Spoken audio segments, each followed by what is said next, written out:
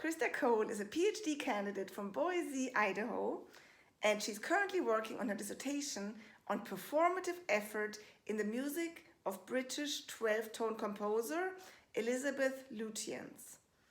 This project combines her interest of 20th century music performance and analysis, as well as gesture and instrumental spaces. Cole holds a Bachelor of Music in Violin Performance from Oberlin Conservatory and continues actively to perform in various solo and ensemble capacities.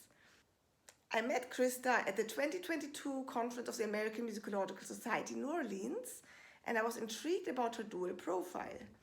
She's a wonderful violinist who won the 2017 Oberlin Conservatory Concerto competition, but Christa is also a researcher and theorist, and she brings these two worlds of music theory and performance together in ingenious ways. What I found particularly inspiring is Christa's view on performer identity. The way I understood her view is that we can choose who we want to be as musicians. If we feel like embarking on a big performance project, we can do that and be that kind of person for a few months. And if we feel like really diving into a research project, such as a dissertation or something else big and time consuming, we can do that and be a theorist for a few months. And so we really decide who we are, and there's no one fits all. Please enjoy this interview with Christa Cole.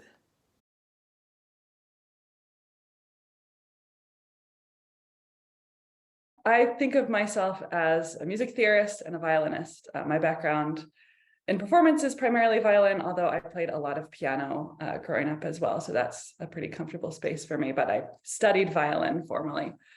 And for me, there's kind of two things that I think of in both my performance and my kind of academic research: finding ways to communicate and create relationship, but not just with other people and perhaps my audiences or my readers or whoever is engaging with my work, but also my students. That's a big one for me. And I found, especially being,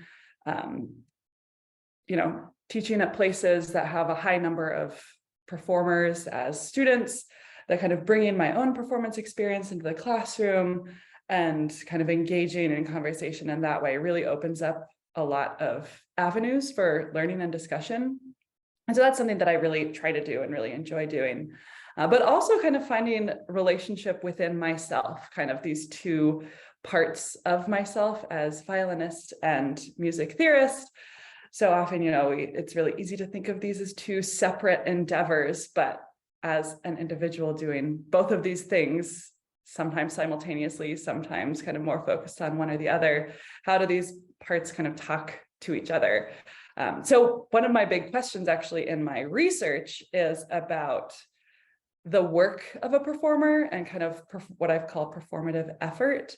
So kind of what it takes for a performer to do something on their instrument. And sometimes that's just like a gesture. And then there's this interesting combination between like physical gesture and musical gesture. And maybe that's not so much of a binary after all either, and finding the relationship within there.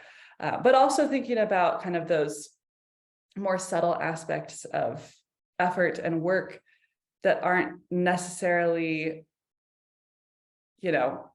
obvious or evident to a listener all the time. So this can be things like attentional effort, like when you're playing in an ensemble and there's someone across the stage and you have to coordinate an entrance with them, figuring out like what kind of work goes into making that happen.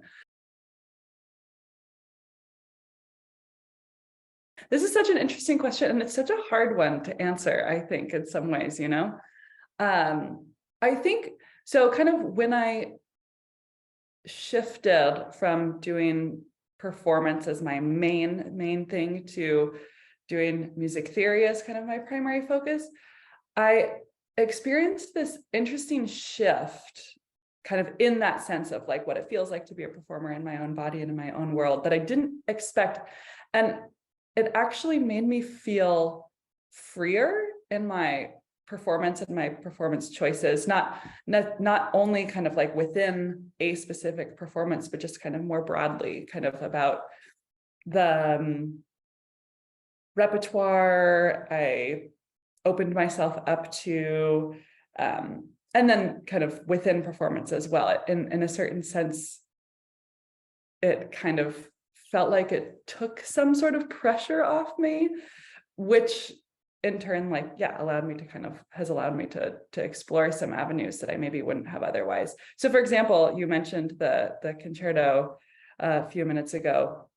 So I played my senior year in undergrad, I played Shulamit Ron's violin concerto with the orchestra, which is a wonderful, wonderful piece. And I had such a great time doing that. And it's actually kind of, that piece is really close to my heart, and it's stuck with me since then. I bring it up in my classes that I teach, and we talk about different things. We talk about performance aspects. We talk about kind of pitch collections and some of those more kind of analytical skills.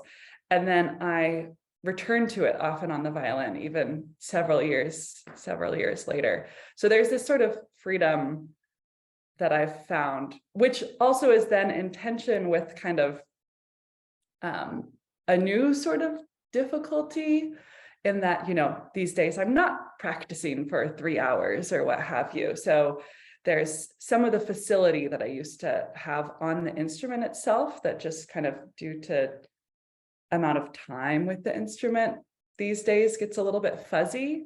So kind of figuring out how to navigate those two, that kind of greater freedom, but also the maybe not as sharp technical facility these days, is a little bit of an interesting challenge that I'm still trying to work through. And the other thing that I try to remind myself too, with kind of both violin and kind of the musicology broadly construed, is that both of them will always be there. Like my violin will always be there, my kind of bodily knowledge and experience with the instrument, even if it's not kind of, like I said, as perfect or whatever as maybe it was in the past, is always there. It's not going away. There's always like that baseline of relationship with the instrument and the music, and likewise for, studying and experiencing this music from a more musicological or music theoretical perspective. It's both always there.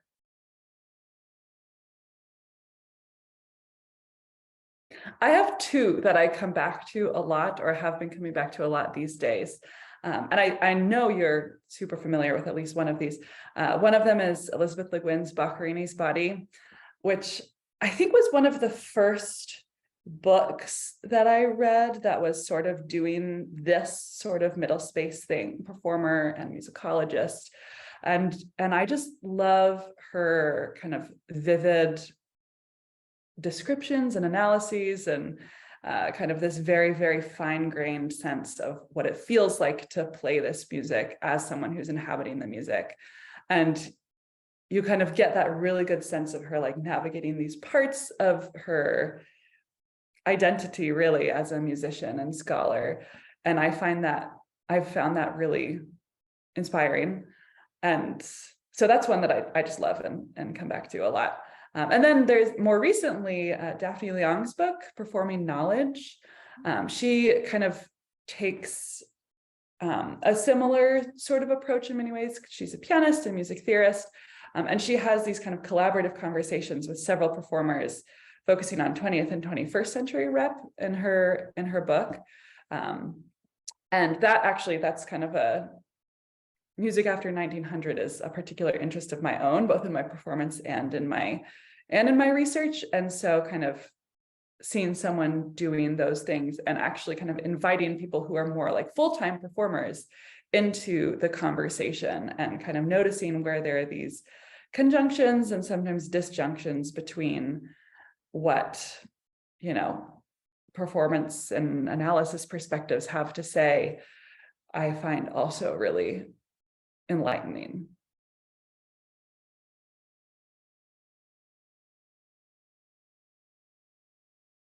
It's really exciting. I think it's just a really exciting time to be kind of involved in these disciplines generally. There's a lot of changes that are happening, and cool to be part of some of those changes, kind of from a disciplinary perspective, from a, repertoire perspective, from a methodology perspective, and to kind of be able to navigate that with this performance background and experience, I think is neat. It's cool.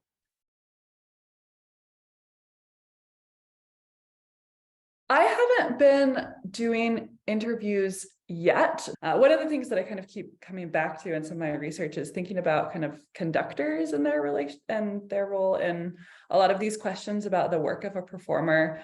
And so much of what I look at is based on, the musical sound as well as kind of the actions that produce it. And the conductor is a really interesting kind of part of this equation because they themselves are not actually producing any musical sound. And so thinking about kind of the work that does is something that I am really interested in. And that is kind of a project that I would like to pursue from more of like an interview sort of perspective.